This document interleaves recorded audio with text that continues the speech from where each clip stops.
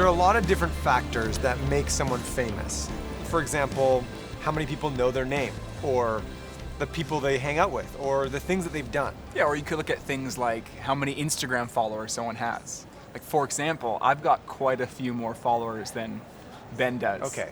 I mean, I don't really care about that sort of thing much, but... Right. If it's just for an example, then it's good to note that, Pikachu has about 100,000 more followers than Jason does, so.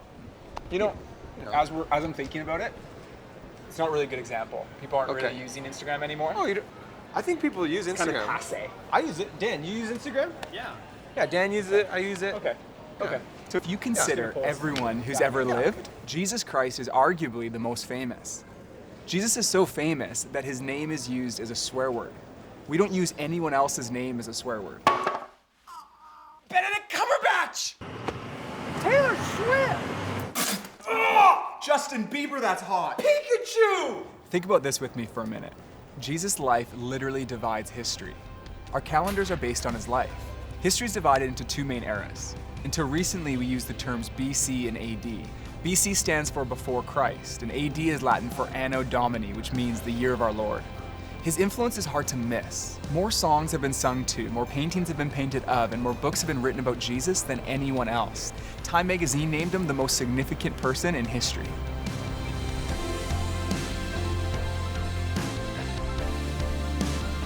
A poet, Harry Styles' wife. I think musician. That'd be fun. Going on tour with Harry Styles. No. No. I'll be famous for being a head coach of an NBA team, the first woman, or the first woman president. Something like that would win me a Nobel Peace Prize. Oh, probably my ping pong skills for sure. I like ping pong.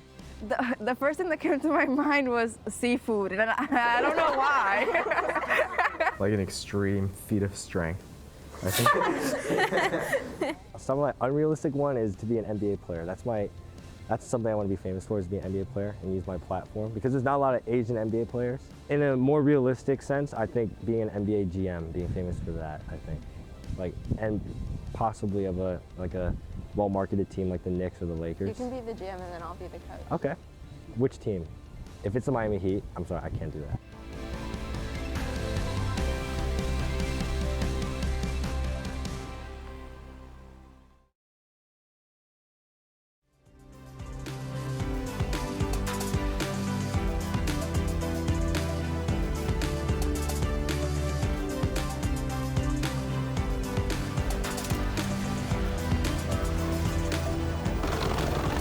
What's up? We are on our way to Israel right now. It's so exciting. I heard they have really good food in Israel. Oh yeah, and it's also the place that Jesus lived. That's the main reason why we're going. That's why we're going. Hey, if we can get some good food, that's pretty exciting too. Awesome. Now you may be wondering, why are we talking so much about Jesus? Well, first, the life, death, and resurrection of Jesus is the centerpiece of the Christian faith. And Jesus' resurrection not only suggests that God exists, but that God should be seen and understood through the lens of Jesus. So who is Jesus? And what historical evidence is there for his life, death, and resurrection?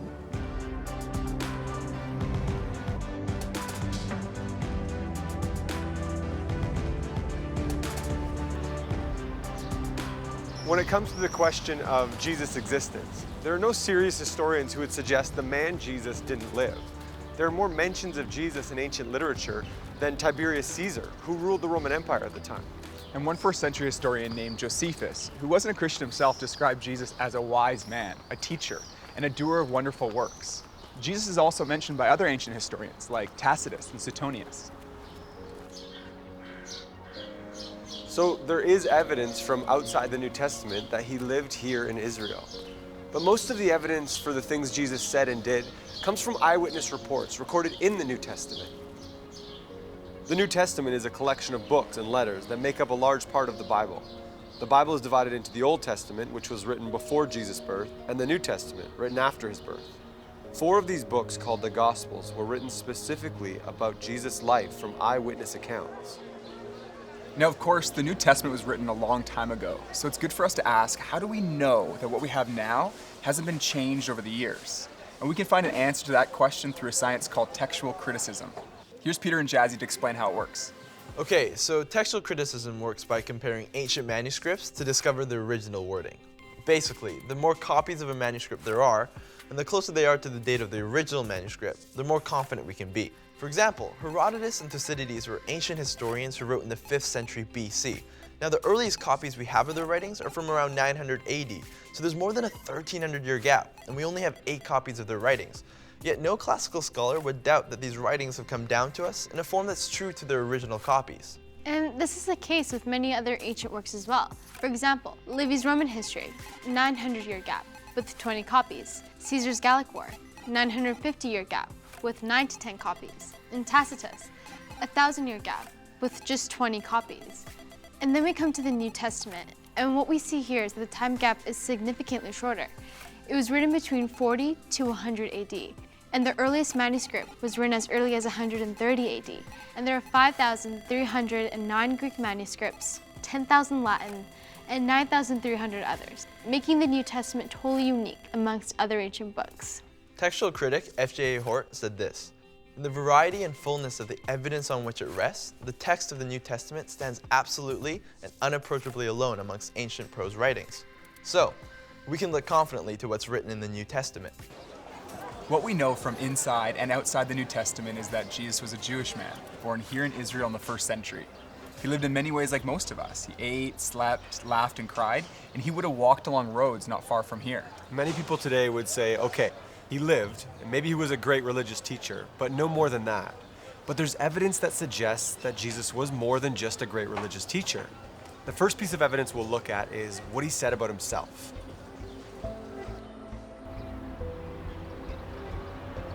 Okay, so what did Jesus say about himself?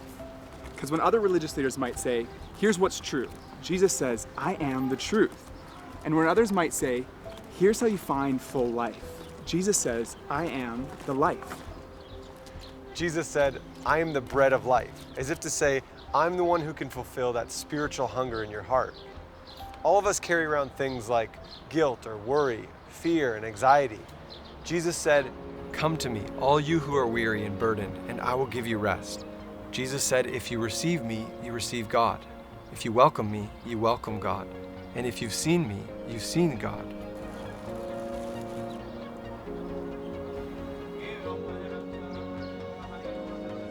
At the heart of Christianity is a message of forgiveness. On many occasions, Jesus said to people, your sins are forgiven. And this statement would have made the religious leaders of his day furious because they knew that only God can forgive sins. So for Jesus to say something like that was to put himself in the same place as God. One of the most direct claims Jesus made is recorded in John's Gospel. He said, I and the Father are one. When the religious leaders heard him say this, they were so angry they wanted to stone him. But before they could, Jesus said, I have shown you many good works from the Father. For which of these do you stone me? We are not stoning you for any good works, they replied, but for blasphemy, because you, a mere man, claim to be God. Those who were around him, who heard him and opposed him, said, you're claiming to be God. Makes me think of what Bono said when he was asked about Jesus. Hold on, dude. I don't think that everyone's heard of Bono. Bono? Yeah, he's the lead singer of U2. People have heard of him. I'm just meaning younger people, like maybe older guys like you and Timmy over here. But younger people, like Dan, have you heard of Bono? Yeah. Yeah, see? That's the guy that always talks about, right? There it is. He doesn't know. Bono was asked in an interview about his faith in Jesus. The reporter said, Christ has his rank among the world's great thinkers or good religious teachers, but Son of God? Isn't that a little far-fetched? Bono replied, I don't think you're let off easily by saying he was a great thinker or philosopher, because actually he went around saying he was the Messiah. That's why he was crucified. He was crucified because he said he was the Son of God. So he either, in my view, was the Son of God or he was nuts. And I find it hard to accept that all the millions and millions of lives, half the earth for nearly 2,000 years, have felt their lives touched and inspired by some nutter. I don't believe it.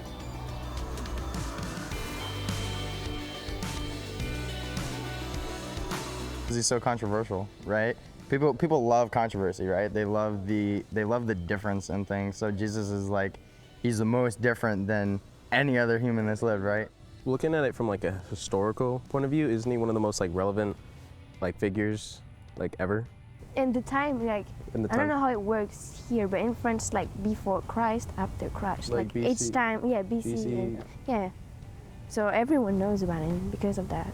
Look, and I've even heard like some like non-religious people would even like agree and likes the stuff that he said. They'd like, and they'd even apply that to their own lives, not like a religious life, but just like out of like benefits. I think there's some pretty great testimonies out there, and like everyone just keeps talking about it because it's that great. So like, I think that just keeps going on and on and on.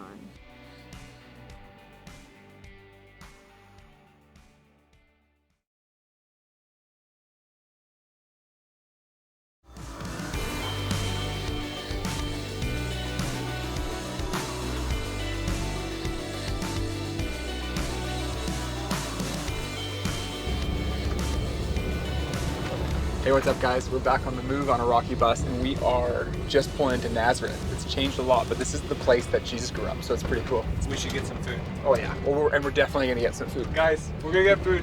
It's been a long bus ride. Here's the update. We found a spot to eat food and to film our next shots. So we got the crew behind me there. Perfect. And some food behind me. Falafel. Ben's I love happy. falafel. It's gonna be great. I think when you look at everything Jesus said about himself, it's clear that he did make that claim, that he was a person whose identity was God. Yeah, and that's a massive claim, and it needs to be tested. So let's look at what evidence there is to back it up.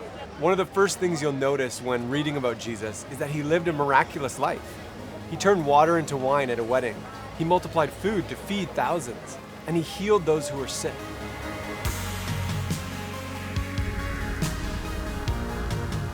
We're on the move with the crew today.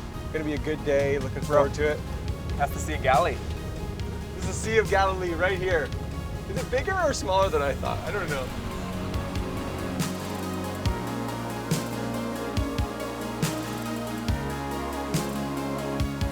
Thousands of people gathered on this mountain to hear Jesus give one of his most famous teachings, the Sermon on the Mount. In this message, he said, "Do to others as you'd have them do to you. Love your neighbor as yourself, and love your enemies." Jesus' teaching has been the foundation for entire cultures and civilizations in the West. Many of the laws we have today were originally based on things he taught. After 2,000 years, it still hasn't been improved on. One of my favorite moments in Jesus' life is recorded in the New Testament by Jesus' friend Matthew. A man who suffered from leprosy ran up to Jesus asking to be healed. Now, leprosy is a brutal disease. It destroys nerve endings and often led to disfigurement and the loss of limbs.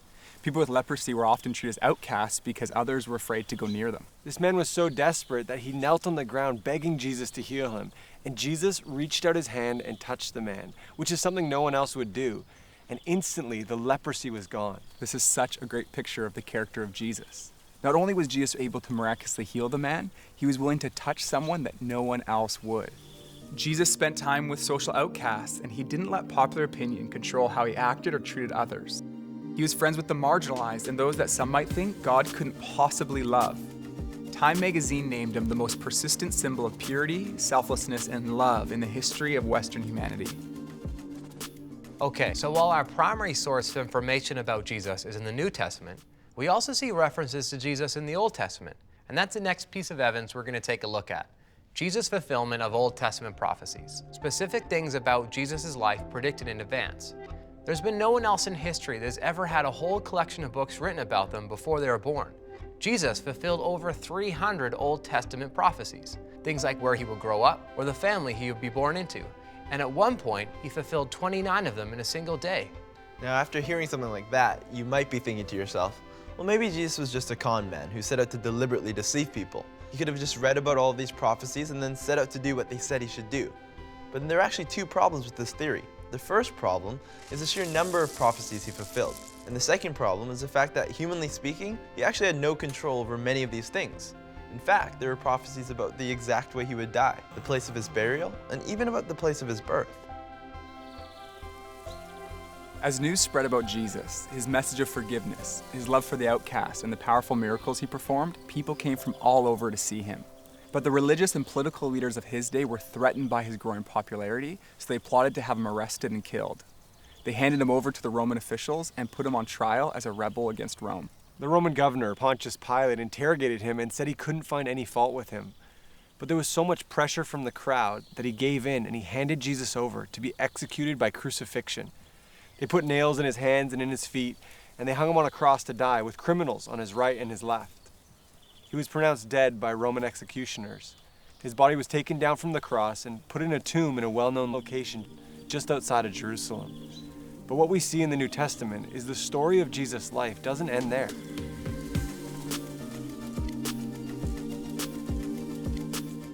Yeah, my family is not religious at all. We've never had like a set religion, set beliefs. I think Jesus is very loving, and he's just like, the way I see Jesus is like as like a best friend.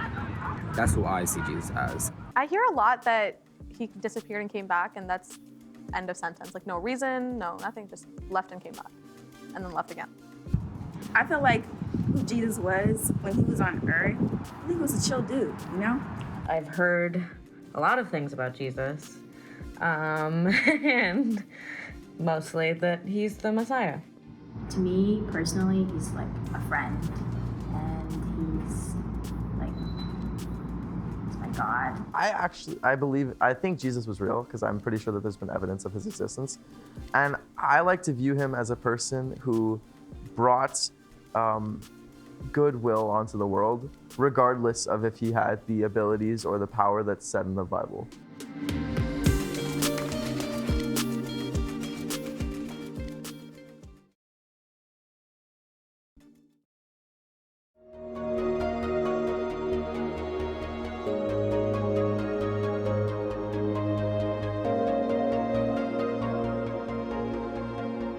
The final piece of evidence we're going to look at is Jesus' conquest of death. The physical resurrection of Jesus is the cornerstone of Christianity. And this matters to every single one of us because we're all going to die. When you go to a funeral and you see the coffin being lowered into the ground, it looks absolutely final. And it is, unless Jesus died, was buried in a tomb, and then was raised to life, in which case the grave has lost its power and death has been conquered. So I grew up in a family, there was no faith, no religion, no God, no prayer, no Bible. It was just, didn't talk about it. My dad was so atheistic that when my older brother was born a few years before me, his name's Matthew, and he said, we have to spell his name with one T as not to be biblical. I don't want it to be spelled like it's in the Bible. And so literally on his birth certificate, his name is spelled with one T. And then when I was 17, I was in high school, and I met a guy named Chris in woodworking class, and he came up to me and he's like, listen, this guy was, womanizer, drug dealer, whatever, the whole thing. And that's why I hung out with him. And he said, listen, I got my life changed by Jesus. And I'm like, well, what's this about? And so I began kind of exploring as a skeptic, which is what I was. So when Chris started talking to me about Christianity, as someone who grew up in an atheistic home, I wasn't just gonna accept what he was gonna say. So I was like, okay, did this actually happen historically? What's the evidence? Because I'm not a super emotional person. I'm not gonna just buy into something because I get swept up in the emotion of it. So then what that made me do is I gotta go investigate this stuff. So when I was 19 was the first time I actually walked into a church. And I found skeptics there, skeptics who were actually serious about answering the deep questions. It was all these people going, yeah, I have that question too, but here's what I found, this legit thing, and let's compare this and this. I started to open up the old Bible that my grandfather had given me. Because Christianity functioned around this person and not just ideas and philosophies, I had to figure out, did this guy even exist to begin with? I explored, I studied, I looked at it.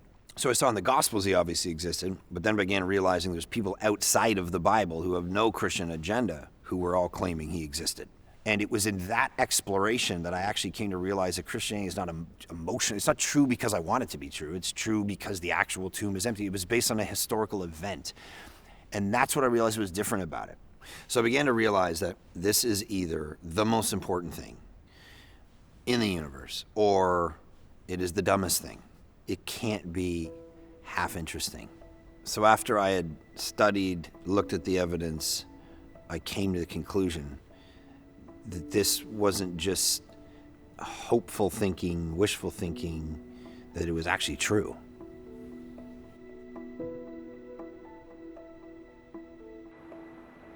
There are 4 pieces of evidence for Jesus' resurrection. First, his tomb was empty. When Jesus' close friends went to visit his tomb on the third day, his body wasn't there. People have come up with all kinds of explanations for this, but none of them stand up against thoughtful evaluation. For example, maybe the authorities stole the body. But if they did, then they would have shown that they had it when people started saying that Jesus had risen from the dead. Or others might say, okay, then robbers stole the body. When the disciples heard that Jesus had been seen, they ran to the tomb. Jesus' body wasn't there, but the grave clothes that he'd been wrapped in were still there. These would have been the only valuable things that the robbers might have taken. Even the piece that had been around Jesus' head had been folded up and put off to the side. The second piece of evidence for Jesus' resurrection is his presence with the disciples. Jesus was seen more than 11 times after his resurrection, and on one occasion by a group of around 500 people. Now some might say, well, that could have been a hallucination. But think about it. 500 people can't hallucinate the same thing. The third piece of evidence is the transformation we see in the disciples. Here's a group of people who were devastated that their leader had been killed, and they were afraid themselves that they would be arrested and killed. And then suddenly, they were transformed. Instead of being discouraged and fearful, they were full of hope and courage. And they were so confident in the message, they went around telling everyone, Jesus is alive. And many of the disciples were later killed or tortured because they wouldn't stop spreading this message. Why would someone be prepared to die for something they knew wasn't true? But the disciples believed it was true. It had transformed their life, and this extraordinary movement has spread all over the world. And that's the fourth piece of evidence. Jesus is still impacting lives today. There are now more than 2.4 billion Christians around the world, representing every ethnic, economic, and social background. The disciples spoke about a risen Jesus, and there are billions of Christians around the world today who also speak of an encounter with the risen Jesus Christ. So how do we respond to all this? It seems clear that Jesus really did claim to be a man whose identity was God. And when we look at the evidence, his teaching, his life, his character, his fulfillment of prophecy, and his resurrection from the dead, it all provides strong support that what Jesus said about himself was true. And this truth isn't just head knowledge, it's truth we can experience in our hearts. I've experienced a relationship with Jesus, and it's changed my life. And that's what Jesus wants for each one of us, life, and life in all its fullness. God has revealed himself in Jesus. Jesus really is who he claimed to be. He really did rise from the dead. And that means there's hope beyond this life, and there's hope for this life. And that's what I've found, and you can too.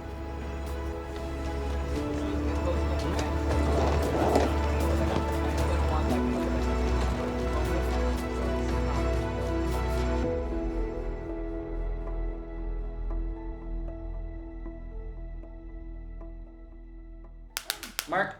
Benedict Cumberbatch! Taylor Swift! Pikachu! Yeah, it's burning, it's burning, it's burning. I did it again. I didn't mean to that time. Mother Teresa, man! Sting! Khloe Kardashian! Samuel L. Jackson! Buzz Lightyear! Oh! Did you just... Sorry, too far? Pikachu!